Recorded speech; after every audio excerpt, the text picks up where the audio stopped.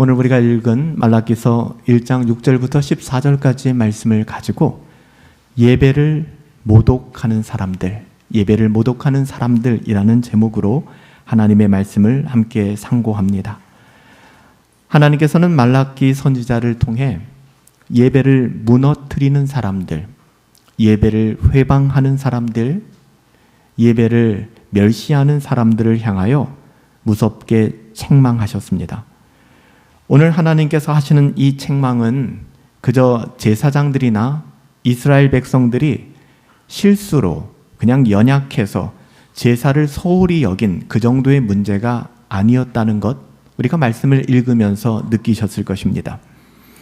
그들은 하나님께 드리는 예배를 형식화 시켜버렸습니다. 제도화 시켜버렸고 화석화 시켜버렸습니다. 예배의 생명을 잃어버렸습니다. 그런 그들의 마음은 하나님 안에 머물 수가 없었죠. 하나님을 떠나 있었던 것입니다. 하나님의 말씀, 하나님의 은혜가 그 가운데 없었던 것이죠. 여러분, 우리가 이 지점에서 우리가 공적인 예배를 어떻게 대하고 있는가, 다른 데서 찾을 것이 아니라 나는 이 땅을 살아가면서 신앙생활을 하면서 공적인 예배를 어떻게 대하고 있는가, 이 공적 예배를 대하는 태도가 우리와 하나님과의 관계의 좌표가 설정되는 것이라고 여러분 생각하시면 틀리지 않습니다. 여러분의 거하시는 곳이 하나님과 가깝습니까?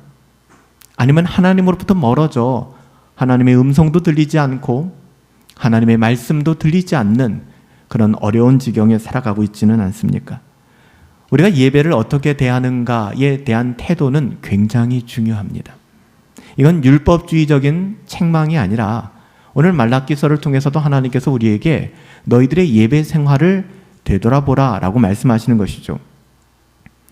상황이 이 지경인데 예배가 되지 못하고 예배가 시장통이 되고 예배가 인본주의로 가득 차서 무너지는 이 지경이 되었는데도 백성을 진리로 인도해야 될, 하나님의 말씀으로 인도해야 될 지도자들, 그들은 아무 책임도 없다라고 책임을 회피하고 있었습니다. 그래서 이례적으로 하나님께서는 책망의 대상을 먼저 제사장을 소원하여 책망합니다.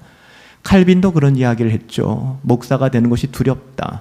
왜냐하면 목사로서 하나님 앞에 돌아갔을 때 우리가 받을 상급보다는 우리가 하나님의 말씀을 경히 여기고 우리가 섬기는 공동체를 바른 곳으로 인도하지 못하였다면 우리가 어떻게 하나님 앞에 설 수 있겠는가? 물론 그리스도의 보혈로 서는 은혜를 부정하는 것이 아니라 그만큼 목회자라는, 목사라는 이 부르심이 두렵다는 것이죠.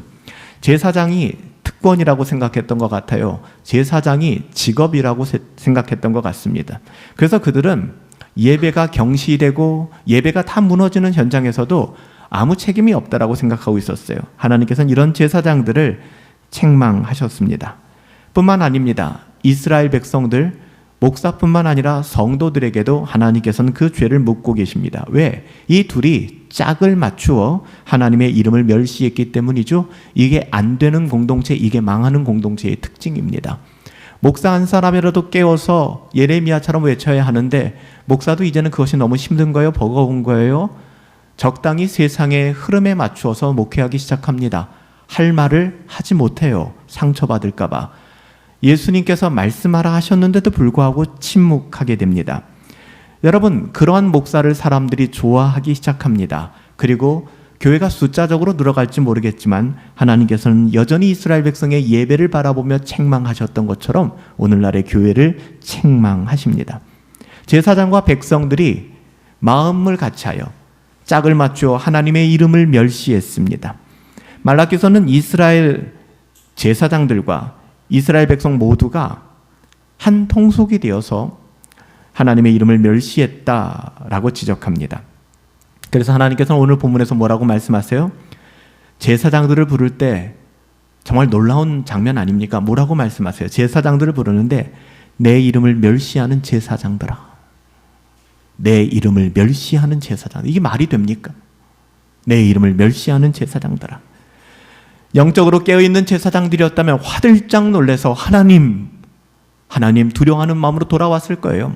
말라기 선지자가 내 이름을 멸시하는 제사장들아 라고 얘기하면 자라보고 놀란 가슴 소뚜껑 보고 놀란다고 와 이거 아니구나라고 돌아왔어야 됩니다.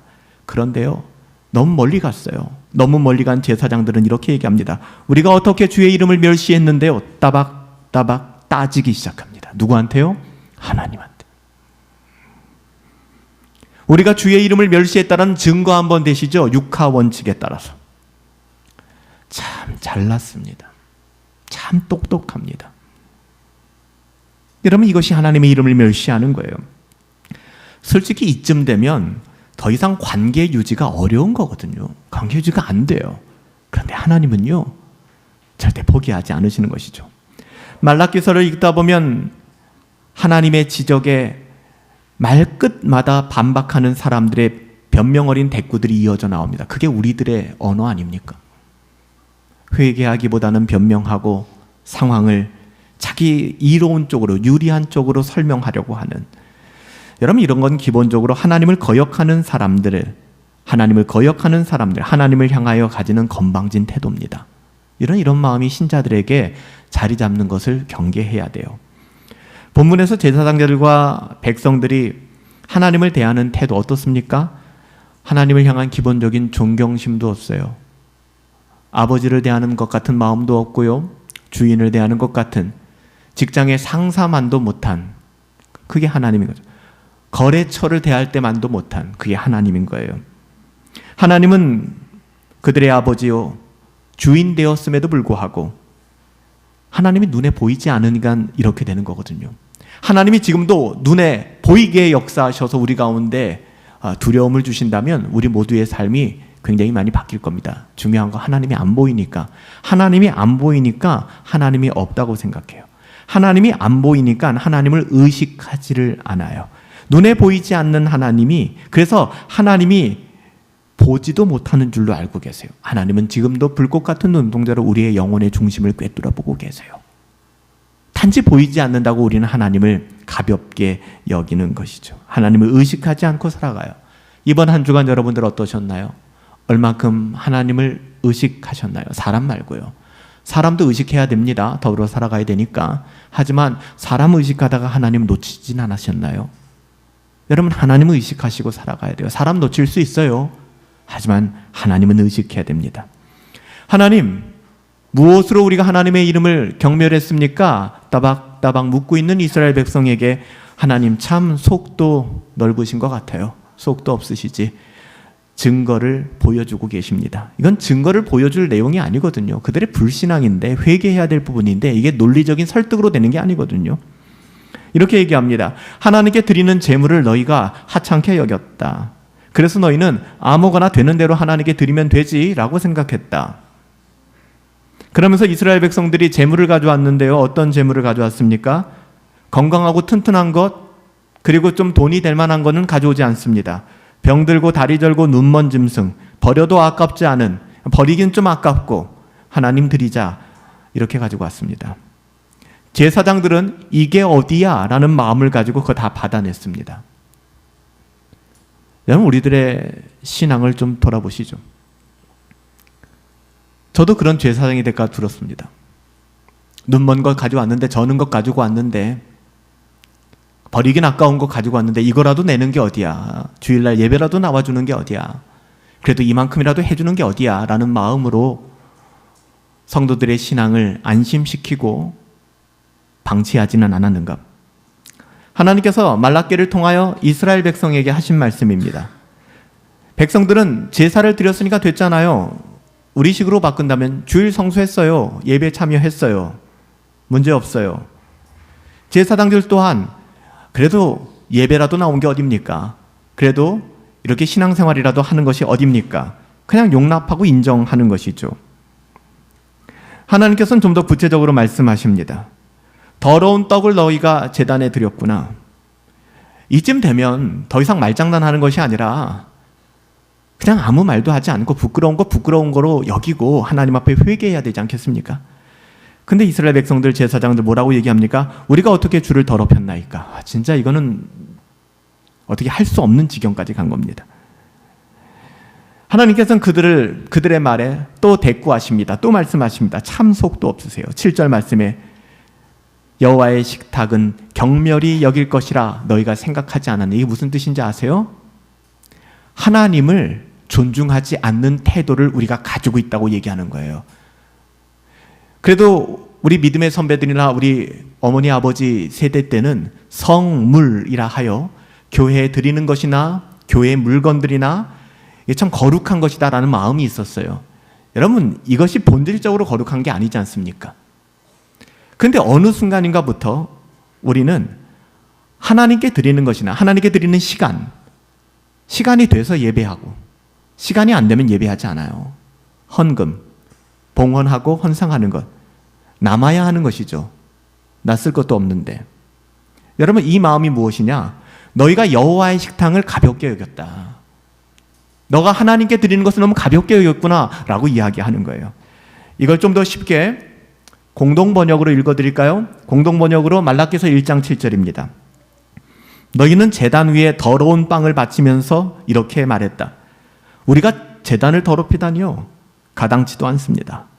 그러면서도 속으로는 여호와의 제사상쯤이야. 하나님께 드리는 것쯤이야. 아무러면 어때? 라고 생각하고 있었다. 여러분, 이것뿐이 아닙니다. 12절 13절에서 하나님은 그들이 한 말을 그대로 증거로 제시합니다. 여호와의 식탁은 더러워졌고 그 위에 있는 과일 곧 먹을 것을 너희가 경멸히 여겼구나. 하나님의 이름을 더럽혔고, 그리고 이렇게 얘기합니다. 할 수 없는 말인데 이 일이 얼마나 번거로운고 제발 좀 귀찮게 하지 마세요. 이것만 하는 것도 어딘데요. 주일날 1시간 예배에 나와 드리는 것만 해도 감사하게 생각할 것이지 금요일날 나와라, 평일 새벽에 경건회 해라, 글을 써라 말아라. 제발 그러지 마세요. 너무 번거로워요 라고 얘기하는 겁니다. 똑같아요. 바뀌지 않습니다. 아무거나 잡히는 대로 내가 하고 싶은 대로 신앙생활을 하며 예배하고 제사하며 살아가고 있는 것이죠. 이것도 공동번역으로 읽어드릴까요? 12절부터 13절. 공동번역이 좀 쉽게 번역됐어요. 그런데 너희는 주께 차려 올리는 제사상 더러우면 어떠냐? 아무 음식이나 갖다 드리면 된 거지 라고 하면서 하나님의 이름을 욕되게 하고 있다. 에이 귀찮아 이렇게 투덜거리면서 예배하고 바치며 하나님을 우습게 생각하는도다. 만군의 여호와가 말한다. 너희는 남의 짐승을 흠쪄다 바치고 절뚝거리거나 병든 짐승을 바친다. 그러는데 내가 그 제물을 달갑게 받을 것 같으냐? 내 말이 틀리냐? 이렇게 번역하고 있어요. 여러분 어떠십니까? 오늘 우리가 드리는 예배가 하나님 앞에 올려드려질까요? 여러분, 우리의 예배는 어떻습니까? 오늘 우리가 예배를 어떻게 대하고 있는가를 지금 묻고 있는 것입니다. 더 나아가서는 목사로서 저에게는 이제 목회를 한 30년 하니까 여러분 한 분야에 한 30년 하면 전문가 아닙니까? 그냥 앉아서 설교문 하나 쓱싹 써내는 거 어렵지 않습니다. 어떤 프로그램, 교회 어떤 나가야 될 방향 그냥 뚝딱 만들어내는 거 어렵지 않아요. 그래서 위험합니다. 그런 목사에게 너는 예배를 정말 중히 여기고 예배를 두렵고 떨림으로 1년 52주 예배를 인도하지만 모든 예배마다 그런 마음을 가지고 넌 예배하고 있니? 라고 저에게 묻는 거예요. 동일하게 여러분들에게 묻는 것이죠. 하나님께서 너희들에게 예배는 어떤 것이니? 예배 그거 별거 아니에요. 설교가 가장 쉬워요. 목회가 제일 쉬워요. 그냥 대충 1시간 와서 앉아 있으면 돼요. 물론 지금 하나님의 무서운 책망을 듣는 이 사람들 중에는 외형적으로 예배를 빠지지 않는 사람들도 제법 있었을 것입니다. 그들은 그들 나름대로 안심하며 이만하면 됐지라고 생각하고 있었을 거예요. 그렇지만 하나님은 그들을 향하여 책망하고 계십니다.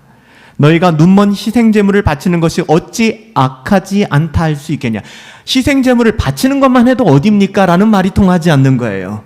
눈먼 희생제물, 영과 진리가 아니라 우선순위에 밀려서 대충 남는 것 하나님 앞에 남겨드린 것. 여러분 식사의 자리에서 누가 남는 것 주면서 맛있게 먹어 그럼 맛있게 드시겠습니까? 날 거지로 알아라고 생각하지 않겠어요? 우리 목사님들 모임이 있었는데 어떤 분들이 점심 약속 시간에 한 30분 늦게 오셨어요.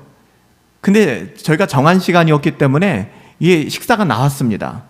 우리가 시킨 그 인원만큼 나왔어요. 다 먹었는데 한 3분이 늦게 오신 거예요. 여러분, 그 남은 거 그러면 대충 나물 모으고 밥 모아가지고 이거 건들지 않은 겁니다, 드세요 하면 기분 좋을까요? 인간적으로도 저희가 그렇게 안 해요. 아주머니 여기 3인분 다시 갖다 주세요. 10인분 다 시키셨잖아요. 예, 3분이 늦게 오셔서 저희가 그냥 먹고 다시 시켜야 될 것 같아요. 여러분, 이것이 상식적이지 않습니까? 여러분들 늦게 왔는데 여러분들에게 남은 음식 모아가지고 이거 건들지 않으니까 먹어. 그럼 여러분 다 식은 음식 맛있게 드시겠습니까? 근데 왜 하나님 앞에 우리가 그러나요? 대충 남는 거, 대충 되는 대로. 그들이 재물을 고를 때 선별 기준이 있었습니다. 병든 양, 눈먼 양, 좀 다리 쩔뚝거리는 양. 어차피 이거 쓸모 없으니까 빨리 처분해버리자. 하나님께서 얼마나 진노하셨는지 말라기에게 세상의 지도자들도 너희들이 명절날 직장 상사들이나 은사들한테, 세상에서 우리가 존경하는 사람들에게도 갖다 줄 수 없는 그런 것, 그렇게 얘기하는 거예요. 세상의 지도자들도 받지 않을, 여러분, 우리가 선물을 우리가 쓰다가 남은 것, 그리고 쓸모없는 것, 이거 하는 분 계십니까? 그런 사람들 없잖아요. 세상의 지도자도 받지 않을 것으로 하나님께 바치겠다라고 재물을 가져오느냐? 그러면서도 하나님께 은혜 받겠다라고, 은혜 받고 싶어요라고 얘기하냐? 우리를 불쌍히 여겨주세요라고 이야기하냐? 내가 너희를 불쌍히 여겨줄 것 같아? 라고 하나님 말씀하십니다. 여러분, 우리들의 삶에 하나님의 아픈 부분이지만 분명하게 말씀하고 계시지 않습니까? 하나님을 향한 두려움이 없잖아요. 여러분, 하나님 두려우세요? 하나님이 여러분 삶에 정말 중요한 분이십니까? 정말 중요하세요? 하나님 진짜 여러분들의 삶에 중요해서 여러분이 선택과 결정을 내릴 때 하나님이 의식되어집니까? 그럼에도 불구하고 주일에는 예배당에 와서 예배를 드리고 우리는 기도합니다. 여간에서는 빠지지도 않아요. 하나님께서는 지금 그런 사람들을 향하여 이야기하는 거예요. 그들의 마음은 식어버렸고 하나님을 향한 사랑도 없고 마음의 중심에는 하나님을 경외하는 마음, 존경하는 마음도 없어요. 제사장들이나 유다 백성들은 자기들이 빠짐없이 제물을 가져와서 예배를 드렸기 때문에, 제사를 드렸기 때문에 이 사실에 근거하여 목이 곧은 겁니다. 우리는 할 만큼 했어요. 우리한테 뭐라고 하지 마세요. 하나님한테 그렇게 지금 따박따박 대들고 있는 거예요. 여러분, 신앙생활은 하나님을 더 사랑하고 인내하지만 우리의 종교생활이라고 하는 것은 하나님을 사랑하지 않고 인내하지 않고 그 마음이 굳어지고 냉담하게 됩니다. 그것이 신앙생활과 종교생활의 차이점입니다. 종교생활은 근본적으로 우리가 한 것에 근거하고 우리가 하고자 하는 것에 근거한 것이기 때문에 은혜가 없어요.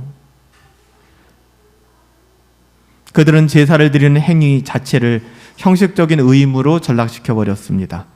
하나님을 진정으로 경외하는 마음이 없는 거죠. 저는 우리 분당 허브교회가 다른 건 몰라도 하나님을 경외하는 마음조차 잃어버리는 지경에 빠지면 저는 안 된다고 생각해요.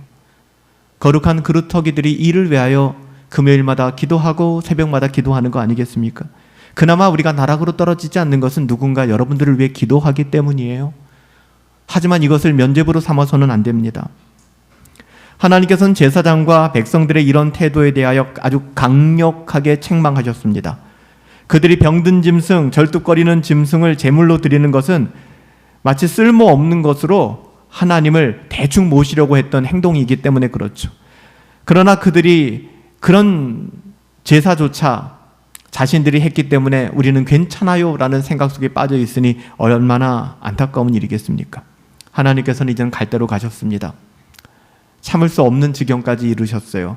그래서 하나님께서는 이스라엘 백성을 향하여, 우리가 이 본문 다룬 적 있죠? 그래서 기억에 남으실 거예요. 근데 잊어버리셨죠? 하나님이 말씀합니다. 10절 말씀이에요. 10절 한번 보세요. 만군의 여호와가 이르노라, 너희가 내 제단 위에 헛되이 불사르지 못하게 하기 위해, 쉽게 얘기하면 난 너희가 예배하는 그 모습을 차마 눈뜨고 볼 수가 없구나. 예배를 안 드리는 사람들을 향하여 얘기하는 게 아니에요. 너희가 드리는 그 예배를 내가 차마 볼 수가 없구나. 너희가 내 제단 위에 헛되이 불사르지 못하게 하기 위해. 그래서 우리가 그런 예배를 하는 것 자체가 죄가 될 수 있으니까 우리가 예배를 통하여 하나님을 영화롭게 하는 것이 아니라 하나님을 모독하고 모욕할 수 있기 때문에 그런 예배는 예배가 아니잖아요. 그래서 그런 예배를 못 드리게 하기 위하여 차라리 너희 중에 누군가가 저 성전의 문을 닫아버렸으면 좋겠구나. 내가 너희를 기뻐하지 아니하며 너희가 너희 손으로 드린 것 내가 쳐다보지도 않을 거야 라고 말씀하세요. 너무 두렵지 않습니까? 언제든 그 문이 열려 있다고 생각하지 마십시오. 내가 너희들의 예배를 받기 싫으니 성전의 문을 좀 닫아다오. 여러분, 하나님의 마음을 좀 헤아리세요. 너희가 드리는 제물을 기뻐받지 않겠다. 여러분, 유다가 멸망하기 전 예레미야 선지자가 예루살렘 성전 앞에서 전했던 메시지 기억하십니까? 이스라엘 백성이 이스라엘 죄로 말미암아 멸망당할 때 눈물의 선지자 예레미야가 이렇게 선언하였습니다.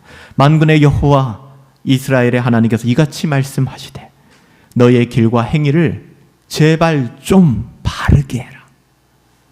듣기 싫어요. 어쩔 수 없죠. 바르게 해라.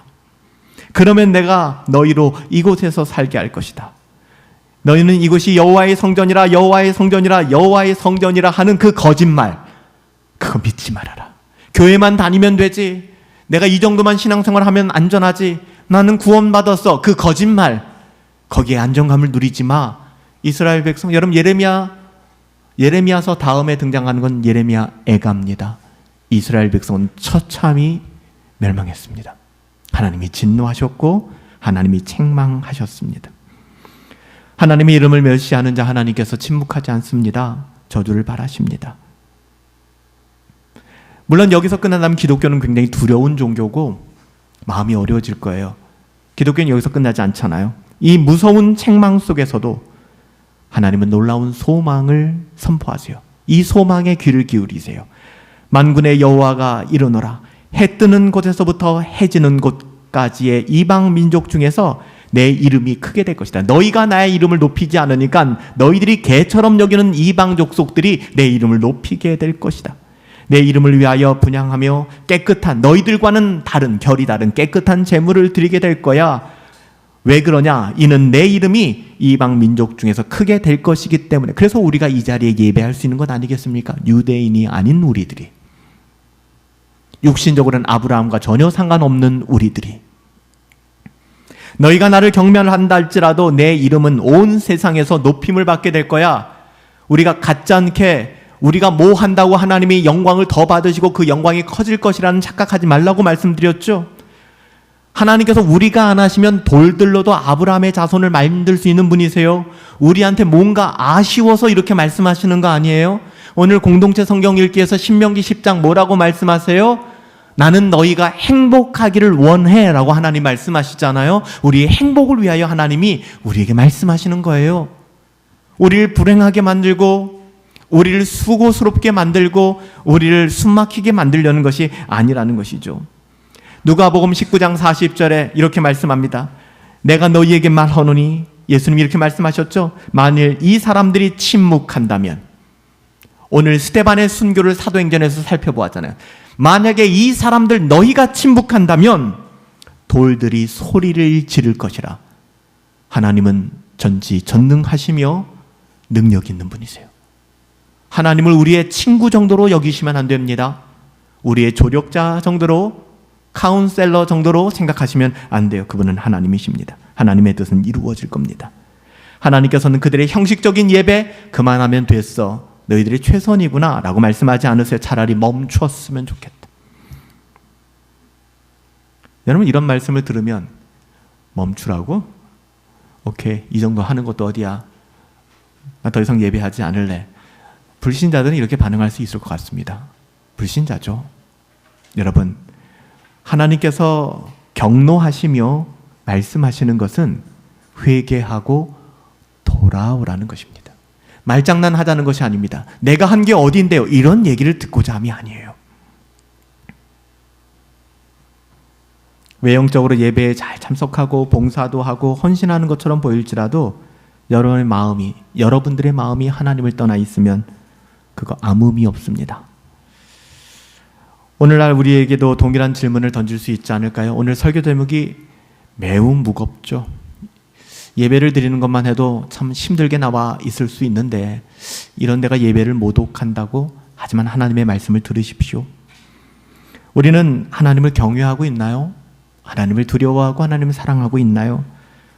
우리의 예배는 그저 주일 예배에 참석하는 그런 형식적인 의무 정도로 변질되고 퇴색되진 않았나요? 목사인 저에게 끊임없이 묻습니다. 저는 그냥 예배당에 와서 앉아있다고 이 영혼이 안전하지 않음을 저는 끝없이 각성시켜야 되고, 듣기 싫고 거부당한다 할지라도 이 복음을 전하는, 내가 이 복음을 더 이상 못 전하겠다고 하면 강단에서 내려와야겠죠. 옷을 벗어야겠죠. 우리는 하나님께서 우리의 삶의 모든 순간을 보고 계시고 그분께서 우리의 마음이 중요하다라고 말씀하시는 것 꼭 기억하시기 바랍니다.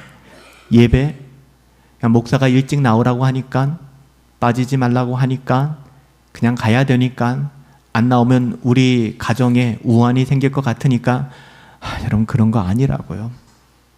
여러분 예배를 대하는 우리의 마음을 돌아보시기 바랍니다. 하나님을 향한 진심과 경외심을 표현하는 순간이 바로 예배의 자리여야 합니다. 우리는 하나님께 형식적인 의무를 넘어서 우리 분당 허브교회 마지막 문을 닫는 그 순간까지, 주님 다시 오시는 그날까지 우리 교회는 진정한 예배자가 예배하는 예배가 되길 원합니다. 하나님을 기쁘시게 하는 예배, 하나님의 영광이 두세 사람이 모였다 할지라도 쉐카이나 하나님의 영광이 충만한 우리 분당 허브교회, 우리 사랑하는 성도님들, 저희의 삶이 되기를 예수님의 이름으로 축복합니다.